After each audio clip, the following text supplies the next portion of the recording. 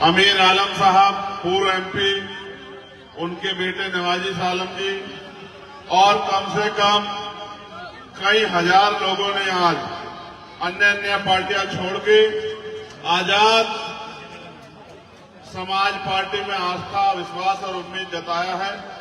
मैं उन्हीं के स्वागत में वहां गया था, लेकिन मुझे ये भी याद था कि गोकुलपुरी वालों ने और गोकुलपुरी में भी चमन पार्क वालों ने मुझे बुलाया, मुझे वहां भी जाना है। तो मैं आपका बहुत बहुत धन्यवाद करता हूं। इस मंच पर उपस्थित हमारे सभी नेतागण और बहुत सारे तो बिजनौर जिले के नेतागण जो हमारे पिछले 4-5 दिन से यहां मेहनत कर रहे हैं, मैं उनका भी बहुत बहुत धन्यवाद करता हूं। मैं आपसे ज्यादा लंबी चौड़ी तकरीर नहीं करना चाहता। ये आपके बीच के हैं, आपके लिए मेहनत कर रहे हैं और ये रिजर्व सीट है। आपको यहां अपने लिए एक बेहतर उम्मीदवार चुनना है जो आपकी आवाज को उठा सके। एमएलए तो आपने पहले भी बनाए हैं, कई पार्टियों के बनाए हैं, लेकिन शायद आपने उस एमएलए को कभी विधानसभा में आपके हकों के लिए बोलते नहीं देखा होगा। और जिसको आप वोट देते हो उसके ऊपर ये जिम्मेदारी देते हो कि वो आपके हकों के लिए बोले, आवाज उठाए और आपकी समस्या का हल करे। ये एरिया देख के ऐसा नहीं लगता कि ये वही दिल्ली है जिस दिल्ली में चारों तरफ हर चौक पे एक फोर्स का जवान या पुलिस का सिपाही खड़ा होके दिल्ली की रक्षा कर रहा है।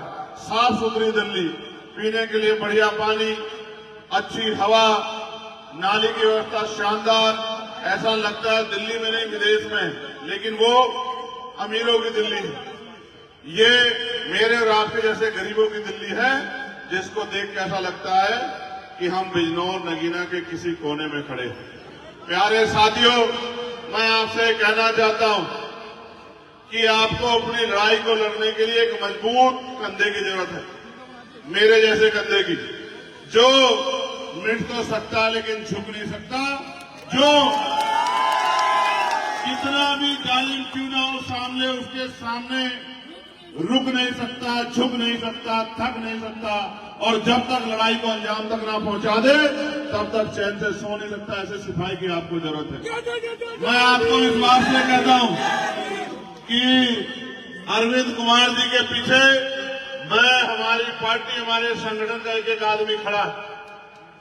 अगर आपने भाई अरविंद जी को आशीर्वाद दिया, उनके हाथों को मजबूत किया, इससे पहले मैं ये भी कहूंगा कि आप 100 रुपए का सामान खरीदोगे तो सामान को 4-5 बार पलट कर देखोगे कि ये सामान खराब तो नहीं है, ये सामान एक्सपायर तो नहीं हो गया है, ये सामान जितना ले रहा उतना पूरा है या नहीं है।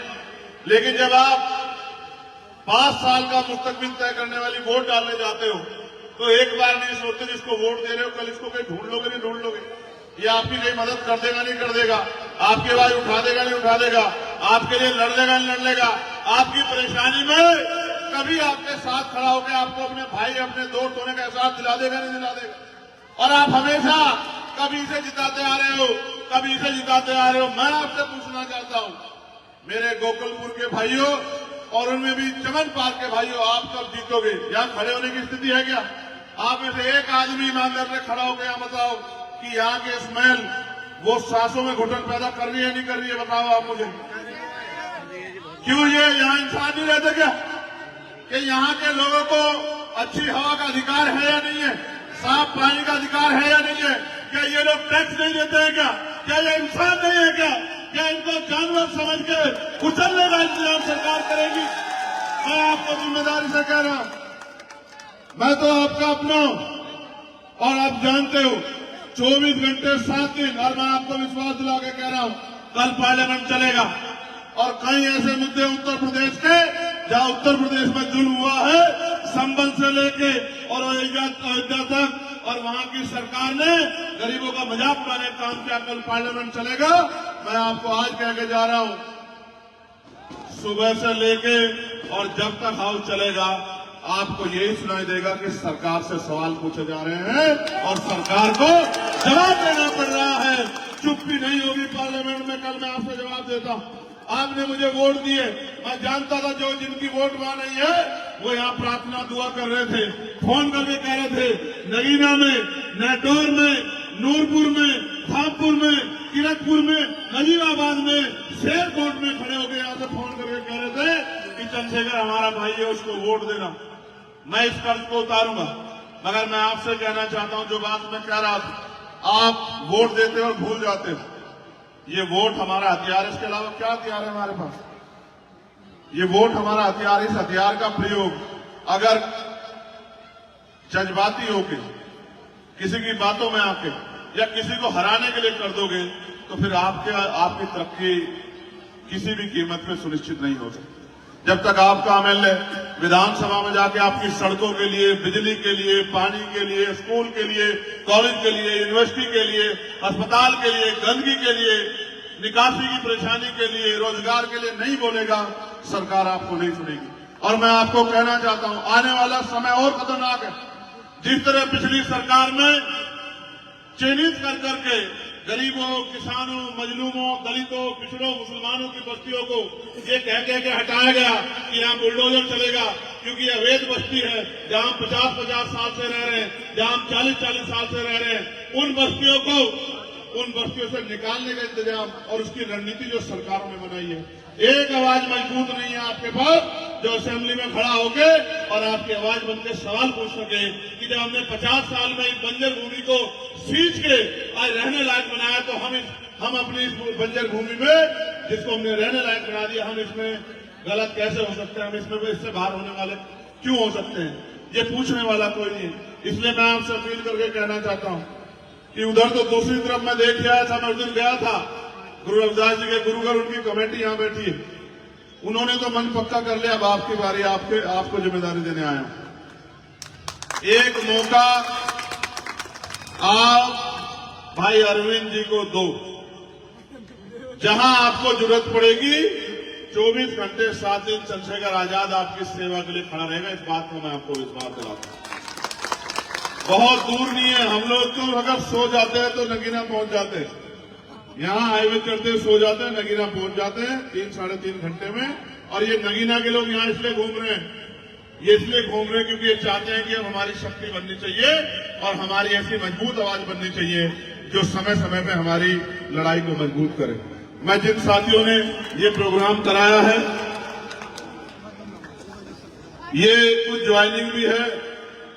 ये हमारे नेता सलीम अंसारी साहब इतने बड़े कागज लाते हैं, जब भी लाते हैं, असलम अंसारी साहब, दिलशाद अंसारी साहब, सरताज अंसारी साहब, असलम अंसारी जी दूसरे, तनवीर अंसारी, इंफार अंसारी, अरशद अंसारी, इमरान मुल्ला जी, इमरान अंसारी जी, जाहिद अंसारी, तारिक अंसारी, नदीम अंसारी, अयूब अंसारी, सारे नहीं आगे क्या, सानिम अंसारी, रिजवान अली, साहिद अंसारी, शोएब अंसारी, अनीस अंसारी, मोहम्मद अली अंसारी, मोहम्मद मुंशाद, सलीम शेख, गुफरान अंसारी, इरफान अंसारी, रियासत भाई अंसारी, रईस प्रधान जी, परवेज कटारिया जी, मोइनुद्दीन सैफी जी, आसिम मलिक जी, नईम मलिक जी, निशान मलिक जी, अरशद मलिक जी, सलाउद्दीन मलिक जी, इरफान अंसारी जी, दिलशाद कुरैशी, सदाकत अंसारी, सोनू अलवी साहब, उवैस इकबाल जी, जमील मलिक, साकिब मलिक, शोएब मलिक, दानिश मलिक, फरदीन मलिक, जुनेद मलिक, आप सबका मैं बहुत बहुत धन्यवाद करता हूं। आपको एक ही विश्वास दिला सकता हूं, आप जानते हैं मेरे किरदार को। क्या कभी किसी पे जुल्म हुआ तो चंद्रशेखर ने पीछे लाइन में खड़े होकर इंतजार किया, आगे बढ़ के सामने किया? बताओ ईमानदारी से, पूरी जिम्मेदारी से बताओ, सामना किया या पीछे खड़े होकर इंतजार किया? बताओ। तो फिर एक मदद मेरी कर देना।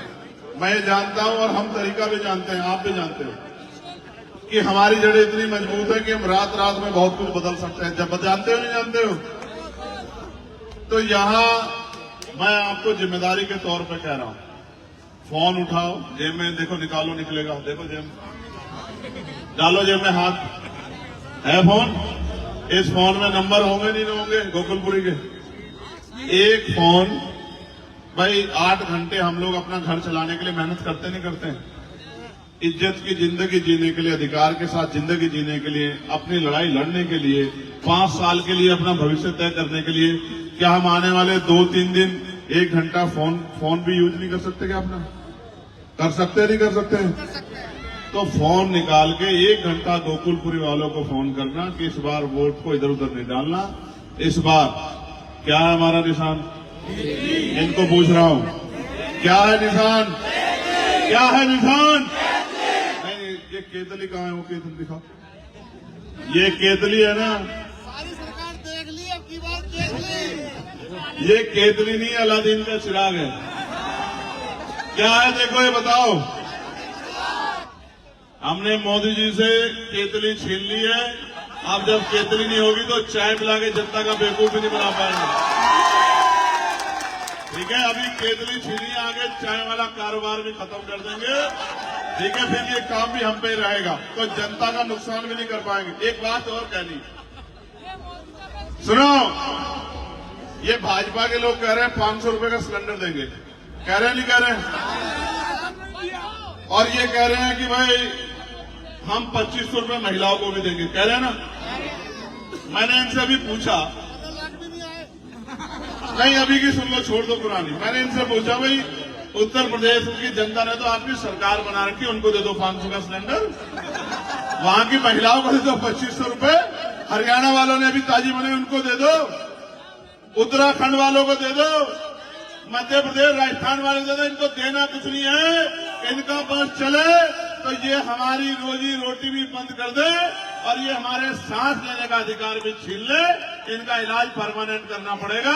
इसलिए बहादुर लोगों की जरूरत है, और बहादुर लोगों में से एक अरविंद कुमार आपके बीच में है। दोनों हाथ उठा के भाई अरविंद को आशीर्वाद देके ये विश्वास दिला दो कि इस बार आप अपनी वोट से ताकत बनाएंगे और अपने भाई चंद्रशेखर आजाद को लड़ाई लड़ने की हिम्मत दोगे नहीं दोगे? बताओ।